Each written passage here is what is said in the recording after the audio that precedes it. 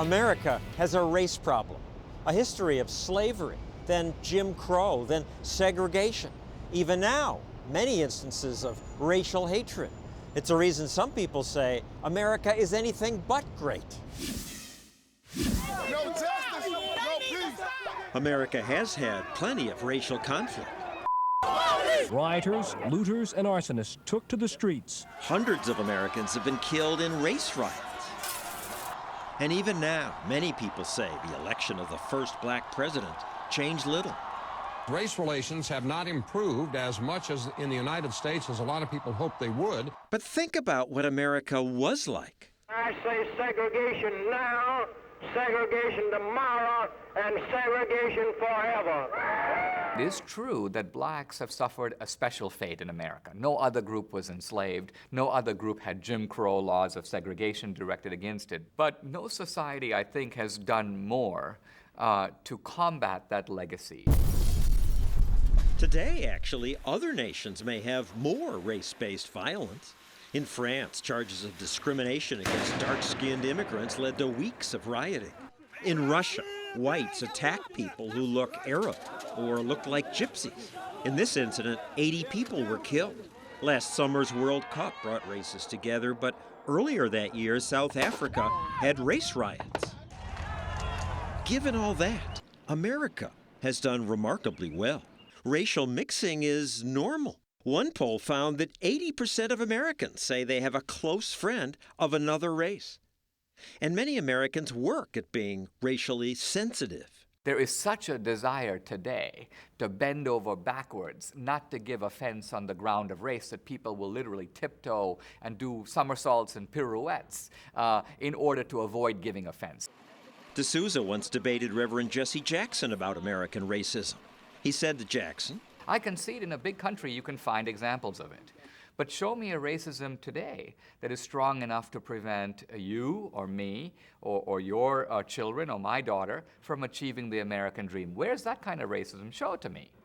The Reverend Jackson was taken aback, but his argument was, he said, I can't show it to you, but that doesn't mean it doesn't exist. It just proves that the racism has gone underground. It's no longer overt, it's now covert. What he was basically saying is there's no evidence for it, but I fear it is more, that just shows it's more insidious than ever. In other parts of the world, how many centuries it has taken. Karen Folan writes about race in Don't Bring Home a White Boy.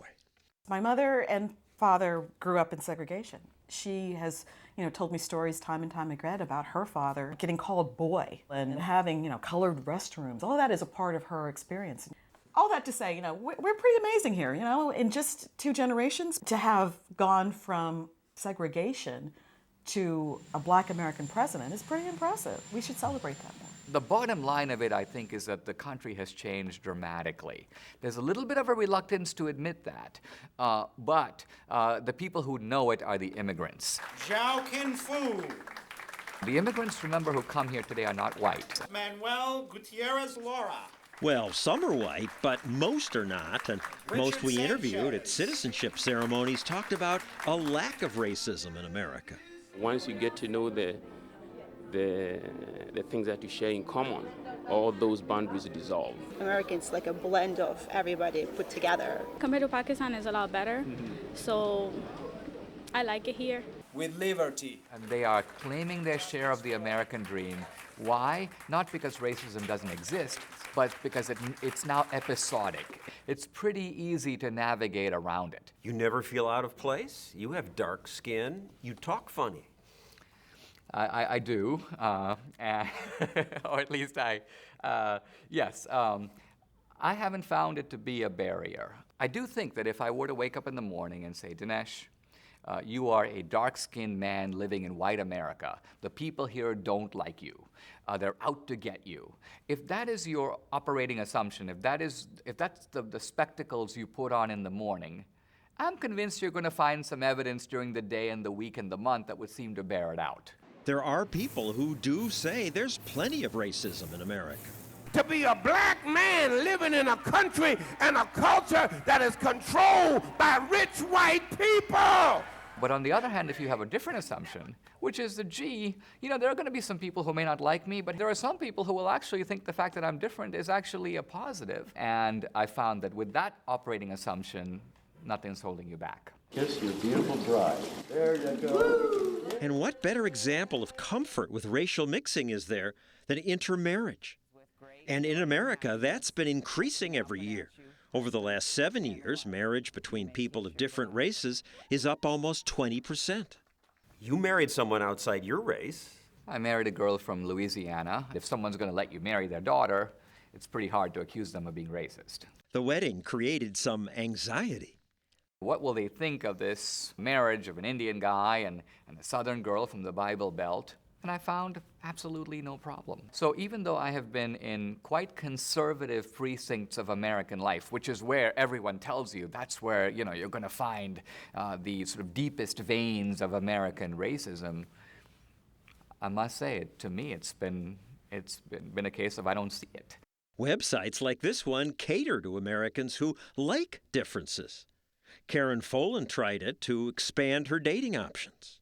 So I went on and met a very nice man. Kevin's a businessman who'd never dated a black woman before. Karen's profile caught my attention right away. 1 year after they met, they got married. Everyone should love who they love and let it be at that. Their marriage would not have been legal in some states until a 1967 Supreme Court ruling. Up until then, in a lot of the southern states and some even out west, a couple like ours could not It was legally actually be illegal. married. Right. That's so 40 years ago. That's It's not within that both long of our ago. lifetimes. Right. So to go from that to interracial dating sites does represent quite a big change. If you talk to my daughter, 1 week she has a crush on a white kid, 1 week she has a crush on a black kid. I mean, it's just, they are seeing this from a completely different perspective. 9 out of 10 young people today, according to the Pew Research Center, are fine with having a close family member marry someone of another race. We all have our own little cultural heritage that we celebrate and that we're proud of and that we bring to the table.